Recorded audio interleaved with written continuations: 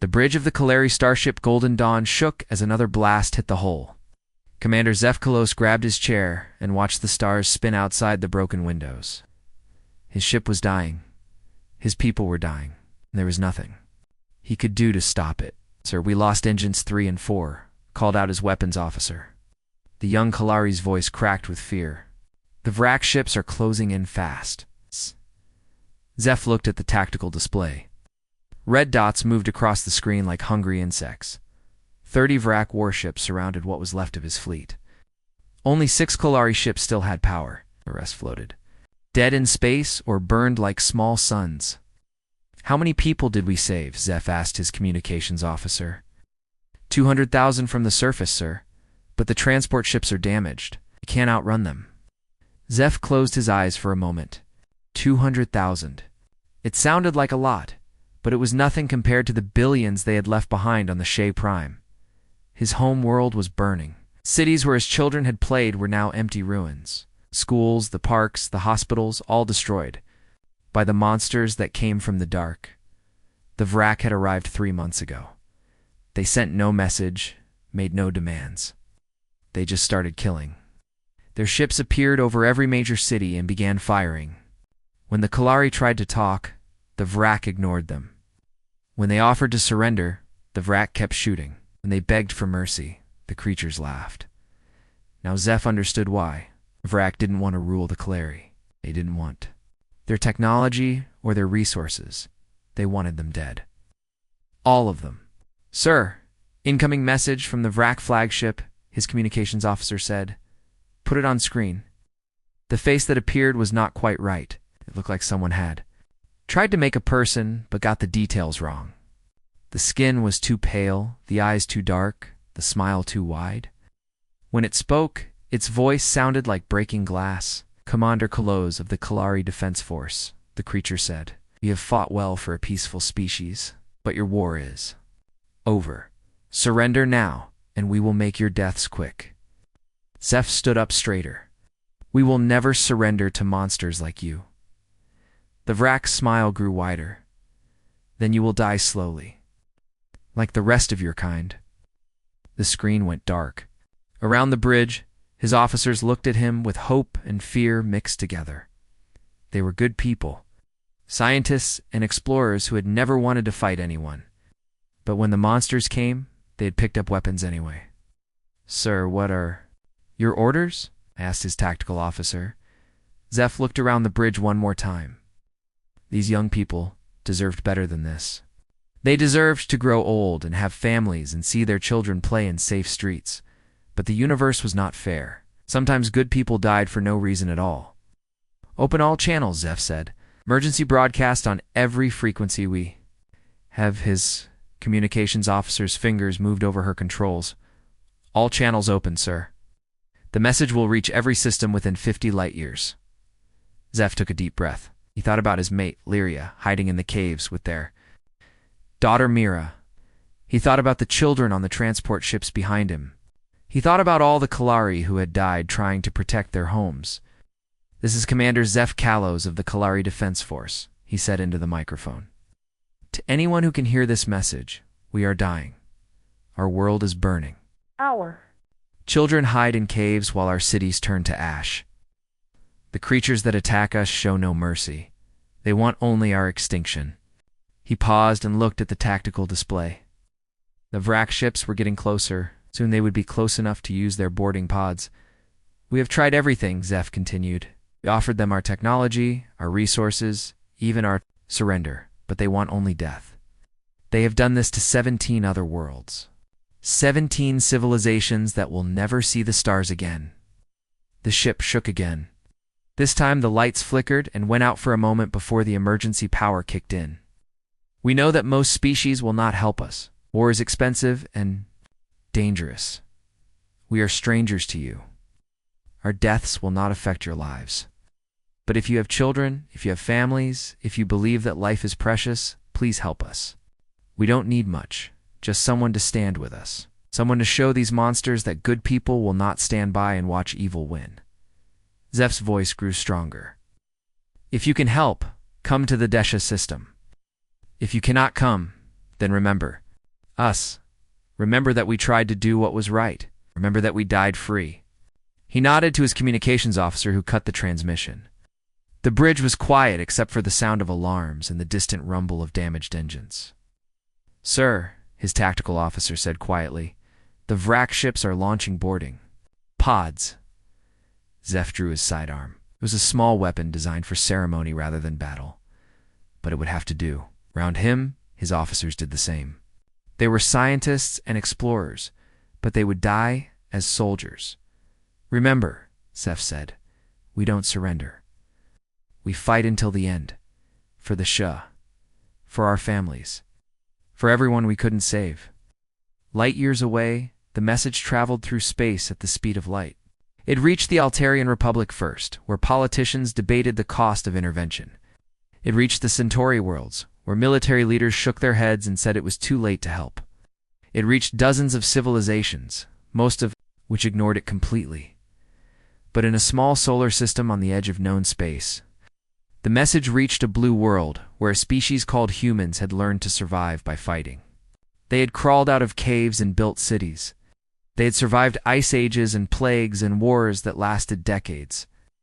They had looked at a universe that seemed designed to kill them and decided to make it their home anyway.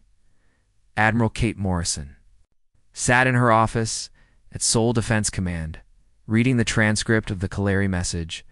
She had read it 3 times already. But she kept going back to the part about children hiding in caves. Her aide, Lieutenant Commander Jake Sullivan, knocked and entered. Ma'am, the Joint Chiefs want to know if we're going to respond to the Kaleri distress call.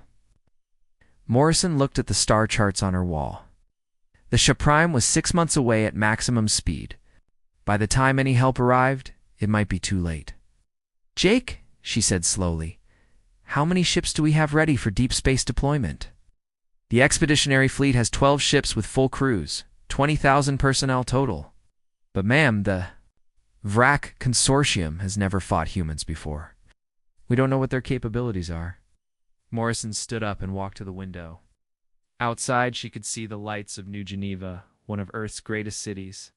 Children played in parks there. Families walked safe streets. People lived and loved and dreamed of the future. The Kaleri message said the Vrak have destroyed 17 civilizations, Morrison said. 17 worlds where children used to play, where families used to walk safe streets. She turned back to Sullivan. Get me Captain Danny Rodriguez. Tell him to prepare the fleet for immediate deployment. And send a message to all crew members volunteers only for this mission.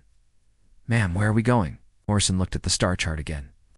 We're going to answer a distress call, Jake, because that's what humans do. The message from the dying Kalari had reached Earth. Soon the galaxy would learn what happened when someone threatened the innocent in front of humanity. The Death Worlders were coming. The launch bay of Mars Station buzzed with activity.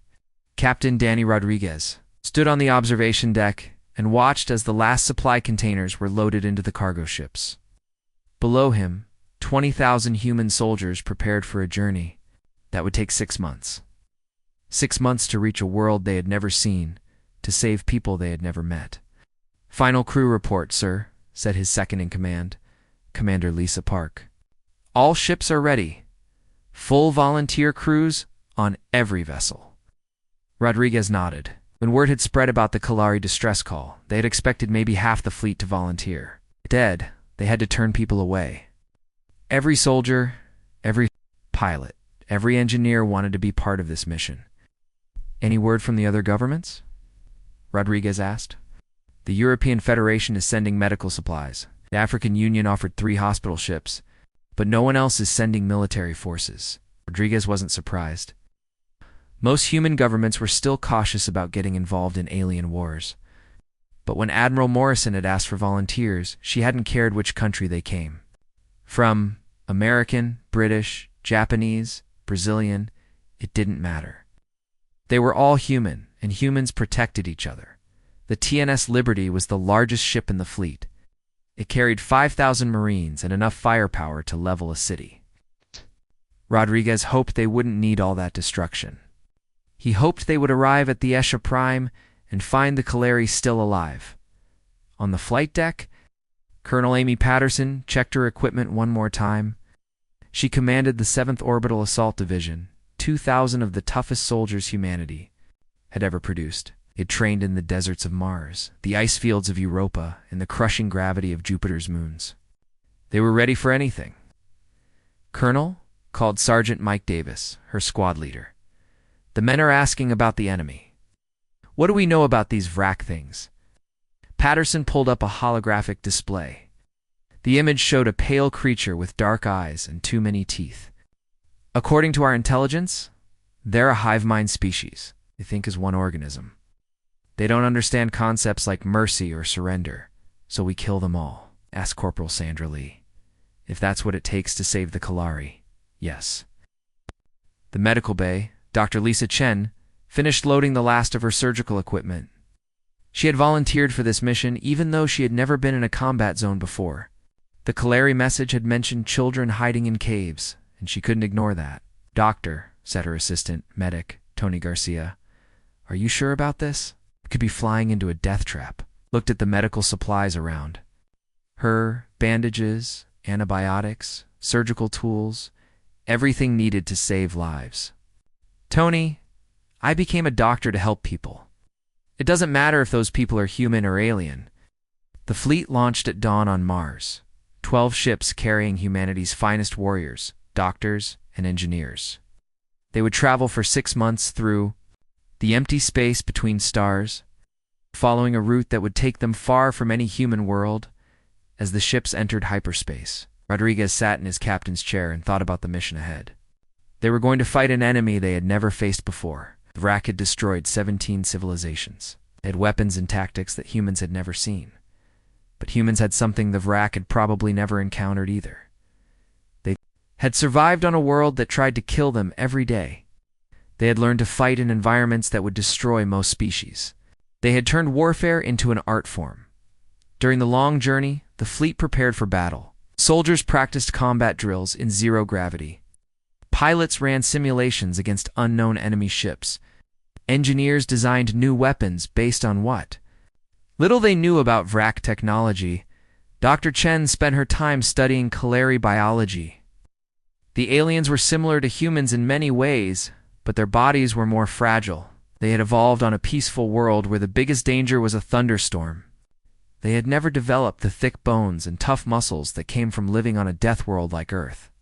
They're beautiful people, Chen told Rodriguez during one of their briefings. Their art, their poetry, their music, it's all about harmony and peace. They've never hurt anyone. That's exactly why the VRAC targeted them, Rodriguez replied. Predators always go after the weak first. 3 months into the journey, they received another message from the Desha system. It was much shorter than the first one, and filled with static. The voice was barely recognizable as Kalari. This is the SHA Prime emergency broadcast, the message said. VRAC ground forces have landed in all major population centers. Military. Resistance has collapsed. Civilian casualties are in the millions. To anyone receiving this message, stay away. Save yourselves. The message ended in silence. Rodriguez called a meeting of all senior officers. The situation is worse than we thought, he told them. The VRAC have moved to ground operations. That means they're hunting down survivors. Colonel Patterson studied the tactical reports. How long until we arrive? 3 months, maybe a little less, if we push the engines harder, sir, said Dr. Chen quietly. 3 months might be too long. The VRAC are hunting civilians. ... She didn't finish the sentence. Everyone knew what she meant. In 3 months, there might be no Kalari left to save. Back on the Sci Prime, Zeph Kalos crouched in a cave deep underground. Around him, 200 Kalari survivors huddled in the darkness. They had been hiding for weeks, living on stored food and recycled water. Above them, the VRAC hunted through the ruins of their cities. His mate Lyria held their daughter Mira close. The little girl had stopped asking about when they could go home. She had learned that home didn't exist anymore. Papa, Mira whispered. Did anyone hear our message? Zeph stroked her hair. It had been 4 months since he sent the distress call. 4 months of silence from the galaxy. The other species had abandoned them, just as he had expected. I don't know, little star, he said softly.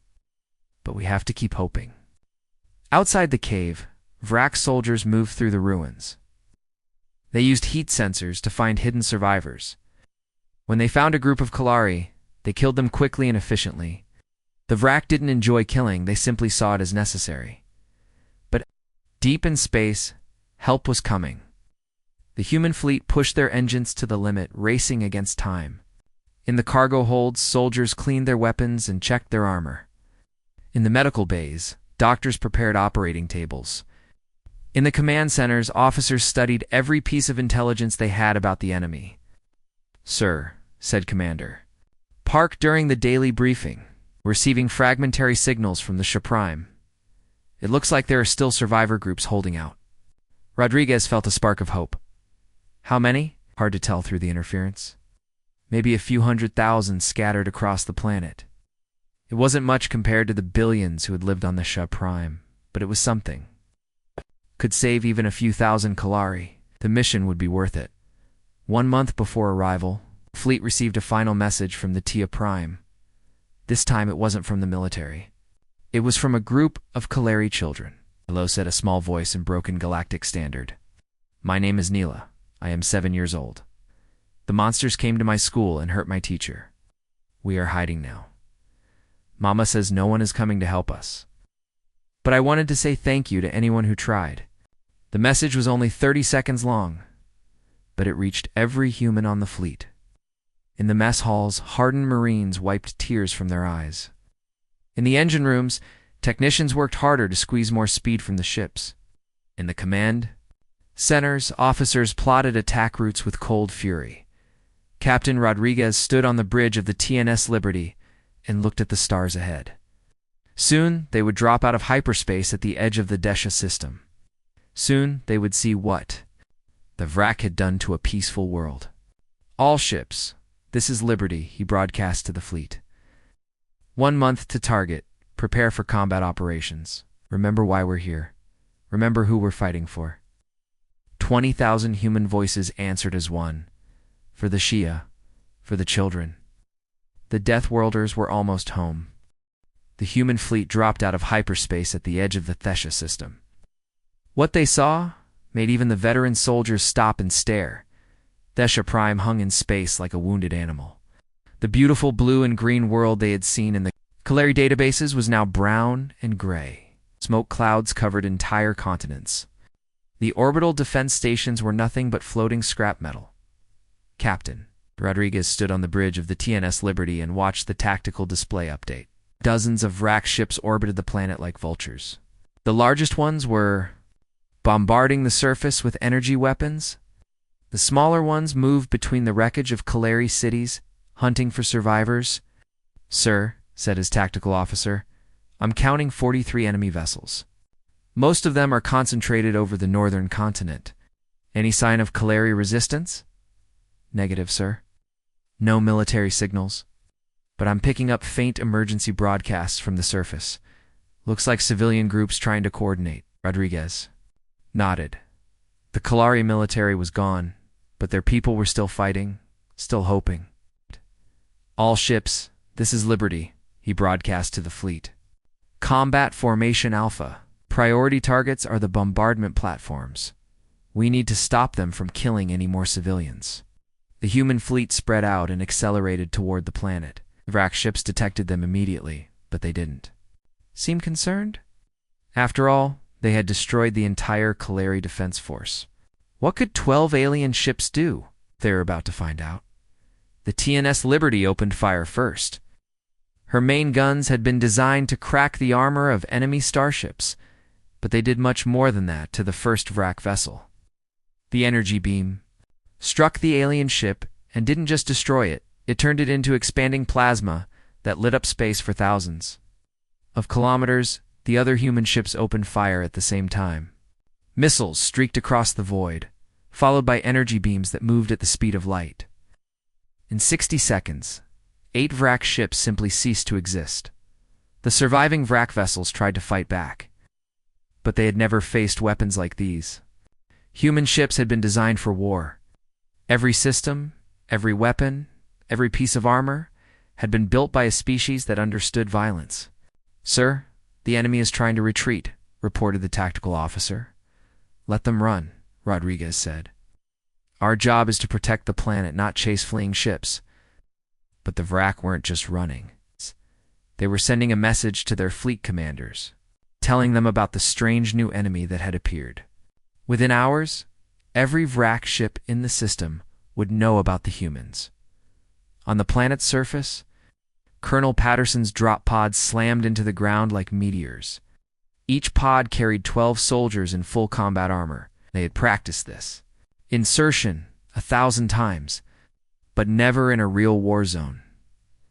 Patterson's pod hit the ground in what had once been New Kalos, the Kaleri capital city. She kicked open the door and stepped out into hell.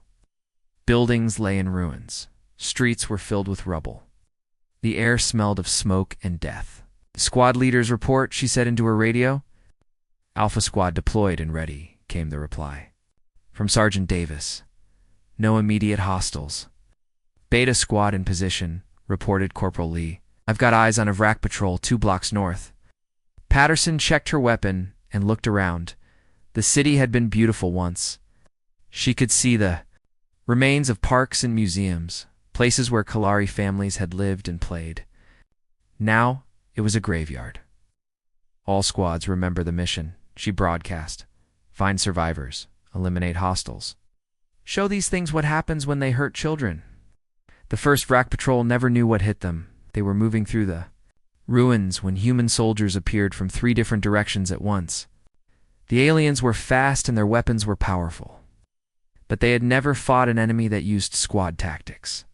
Private Kevin Brooks flanked around behind them, while Corporal Lee provided covering fire from a destroyed building. How the Vrak tried to retreat, but Sergeant Davis had already cut off their escape route.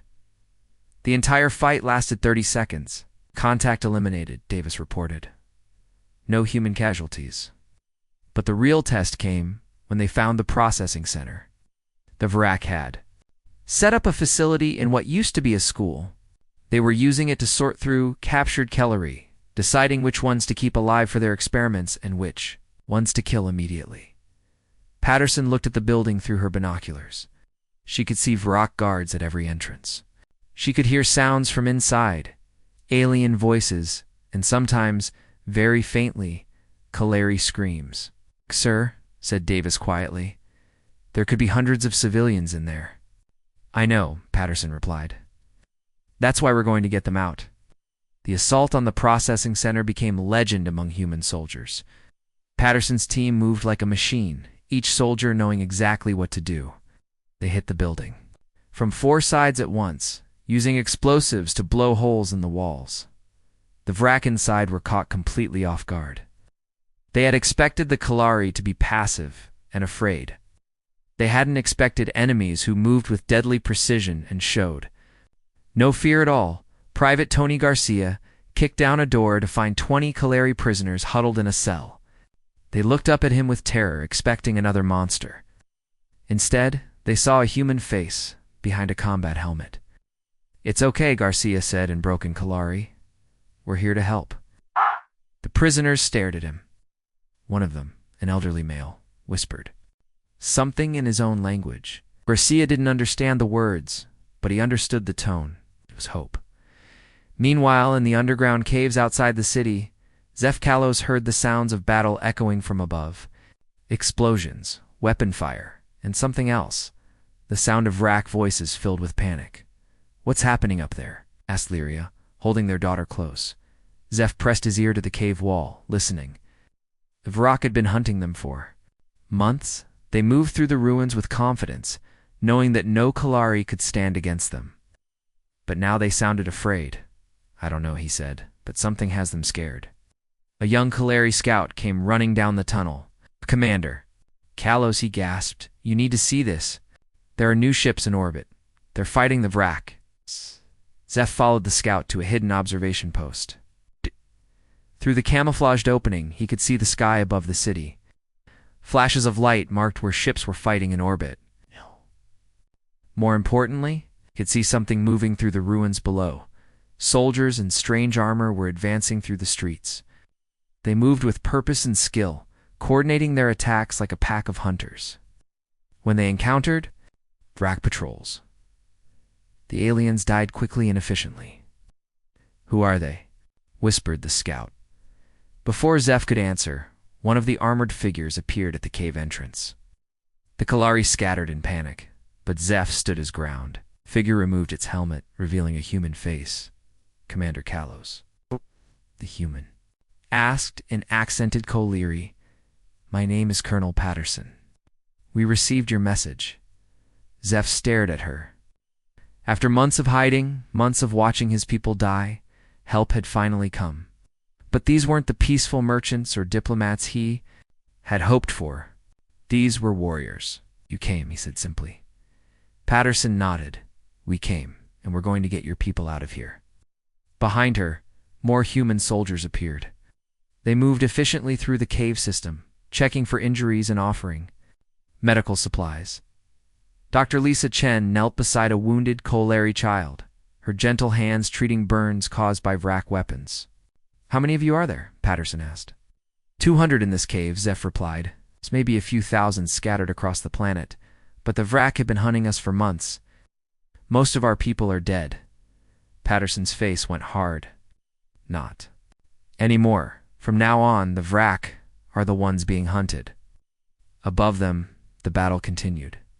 Human fighters danced between the Vrak ships, their pilots pulling maneuvers that would kill most species.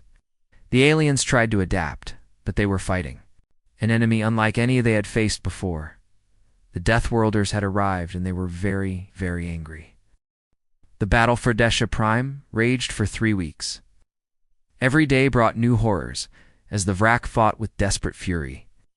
They had never faced defeat before, and they didn't understand how to lose. When the humans destroyed their ships, they sent more ships. When the humans rescued Kalari civilians, they targeted the refugee camps. Colonel Patterson stood in the ruins of what had been a children's hospital. The Vrak had bombed it 2 days ago when they learned that human medics were treating wounded Kolari inside. 37 children had died in the attack. The human doctors and nurses had stayed at their posts, trying to save lives even as the building collapsed around them. "Sir," said Sergeant Davis, "we found them." He led Patterson to a makeshift memorial that the surviving medics had built. 37 small stones, each one carved with a Kalari child's name. The human medical team stood around it in silence, their uniforms still stained with blood and dust. Dr. Lisa Chen looked up when Patterson approached. Her face was streaked with tears, but her voice was steady.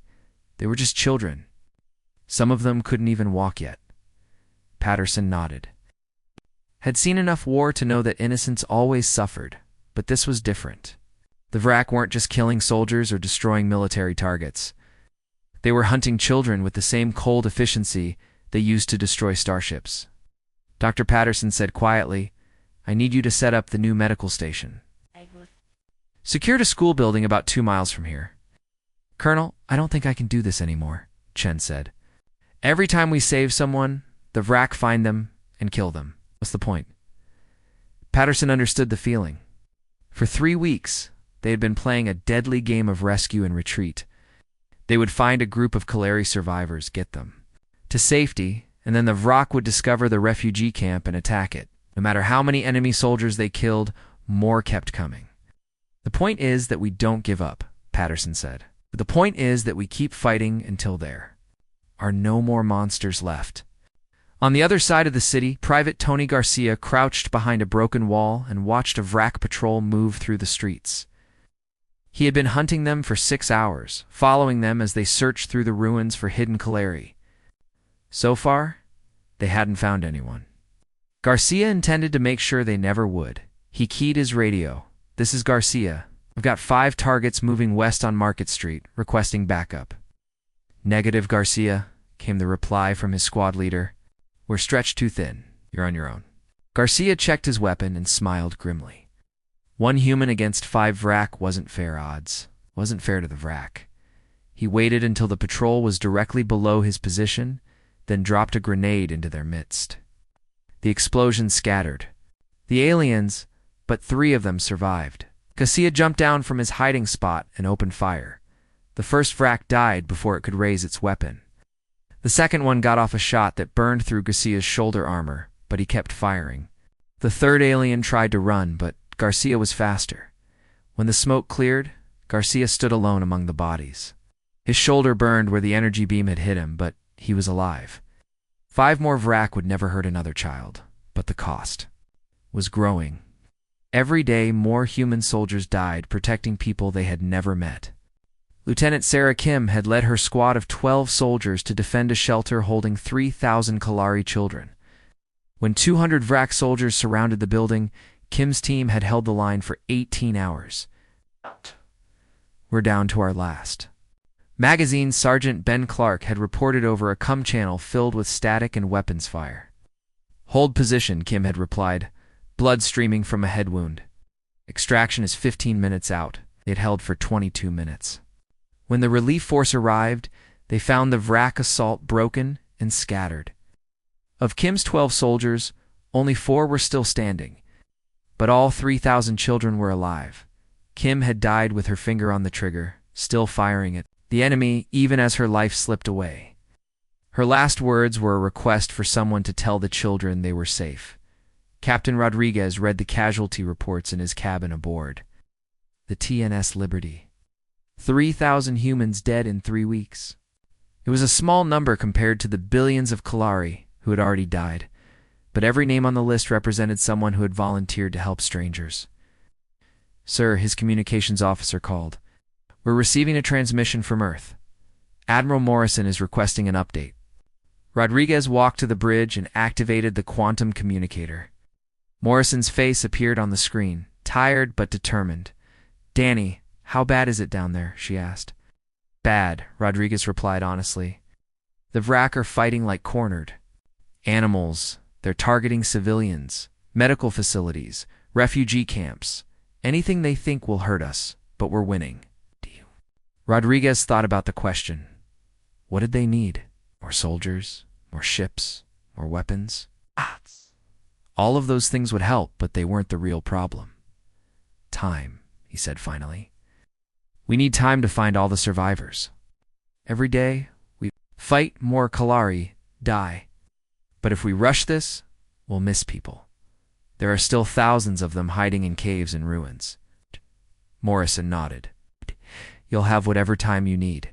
I'm sending reinforcements, hospital ships, construction vessels, supply convoys. This isn't just a rescue mission anymore. We're going to help them rebuild. The transmission ended, but Rodriguez felt better. Earth hadn't forgotten about them. More help was coming. On the planet's surface, the tide of battle was slowly turning. The Vrak were brave fighters, but they had never faced an enemy that refused to give up.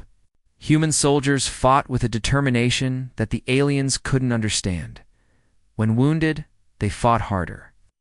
When outnumbered, they got creative. When faced with impossible odds, they found a way to win anyway. Specialist Helen Carter proved this when she volunteered to destroy the Vrak Command Center. The facility was located in a heavily fortified building that had once been Desha Prime's planetary government center. The Vrak had turned it into their main base, protected by energy shields and automated defenses. It's a suicide mission. Colonel Patterson had told her, the only way in is through the ventilation system, and they'll know you're coming. Carter had smiled. Ma'am, I grew up in the Detroit underground. Crawling through tight spaces while people shoot at me is just another Tuesday. She had made it to the command center's core, carrying enough explosives to level a city block. The Vrak had hunted her through the ventilation shafts for 6 hours, but she had reached her target. When the explosions tore through the facility, the remaining Vrak forces on the planet suddenly lost coordination. Without their hive mind connection, the individual Vrak soldiers became confused and disorganized. They fought as individuals instead of as a unified force. The cleanup took only hours, but the victory had come at a terrible price. Carter had died in the explosion, along with dozens of other humans who had given their lives to protect the Kalari. When Zeph Kalos stood in the ruins of his capital city and watched human soldiers help his people rebuild, he struggled to understand their sacrifice.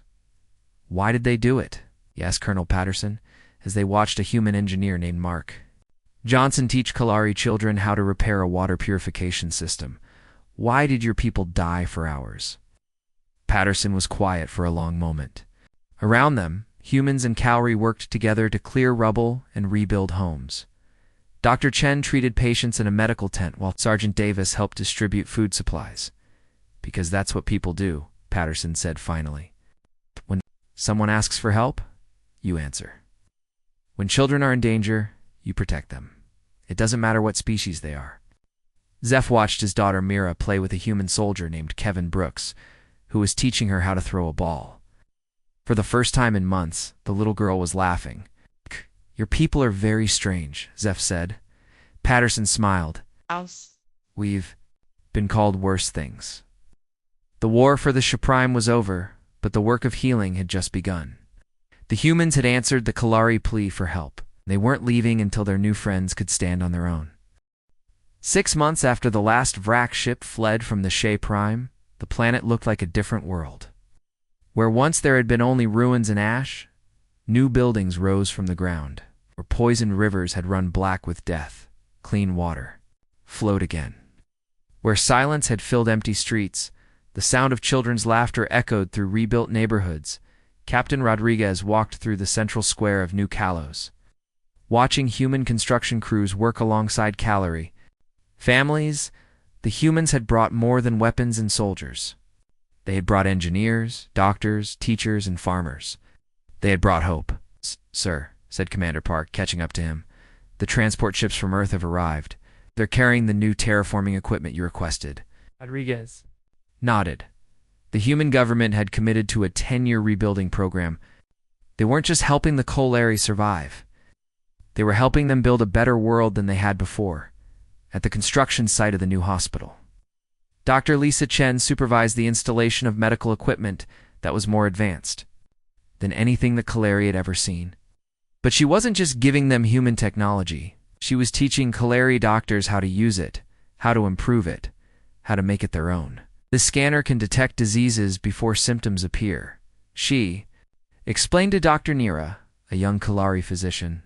But your people have a natural ability to sense emotional distress. If we combine both approaches, we could revolutionize medicine for both our species.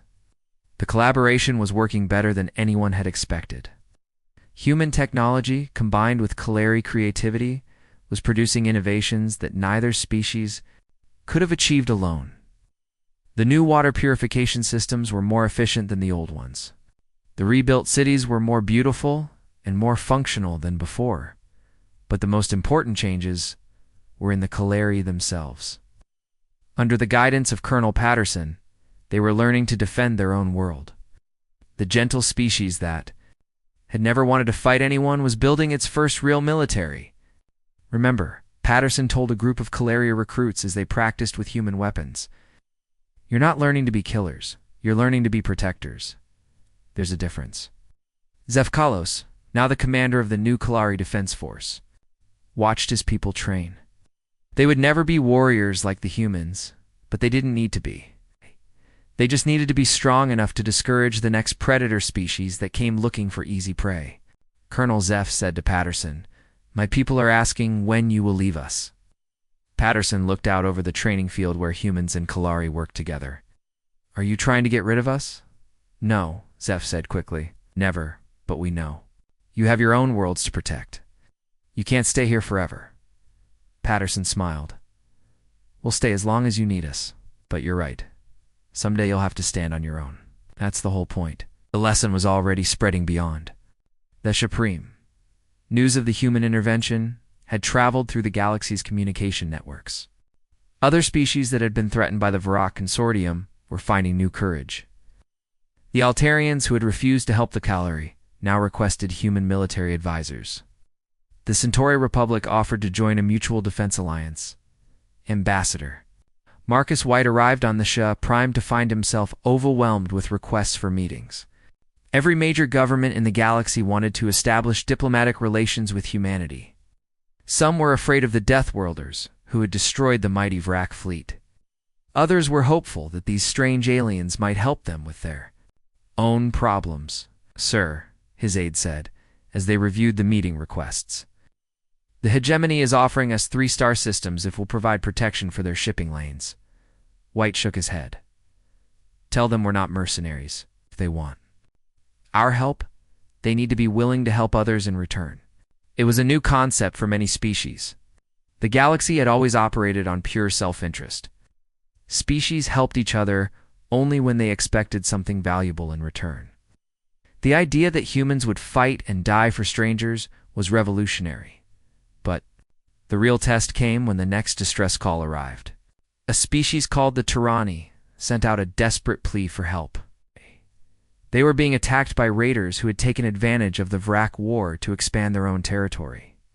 The raiders weren't as strong as the Vrak, but they were still too powerful for the peaceful Tyranni to handle alone. Admiral Morrison received the message at her headquarters on Earth.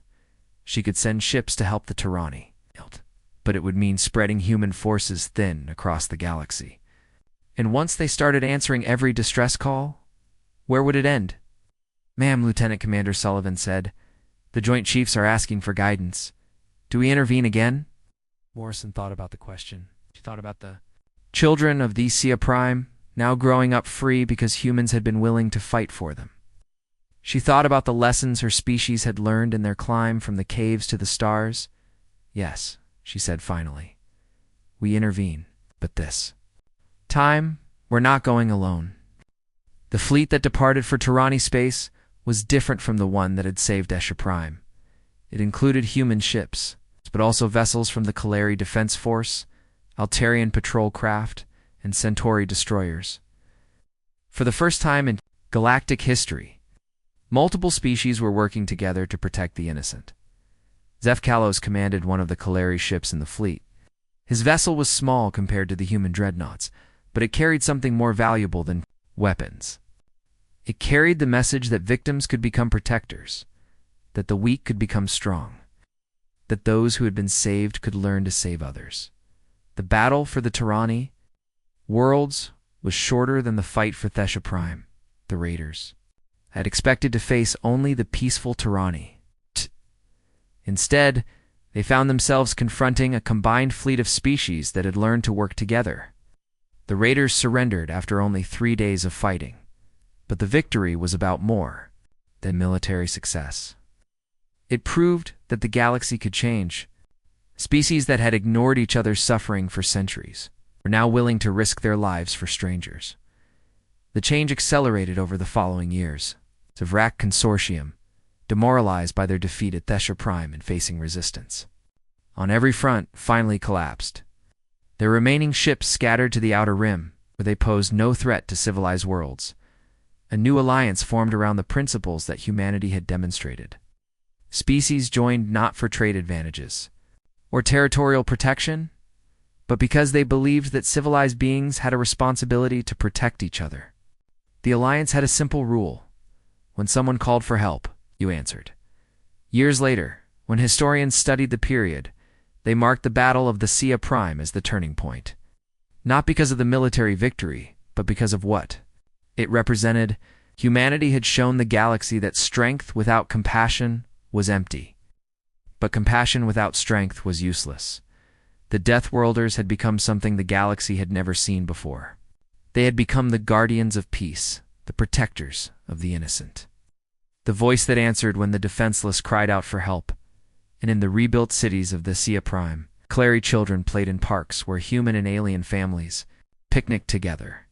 They spoke of a time when their world had burned, when monsters had come from the dark spaces between stars. But they also spoke of the day when other strangers had arrived, strangers who had come not to conquer, but to save Mira. Now, a young adult studying to become a teacher often told the story to her students.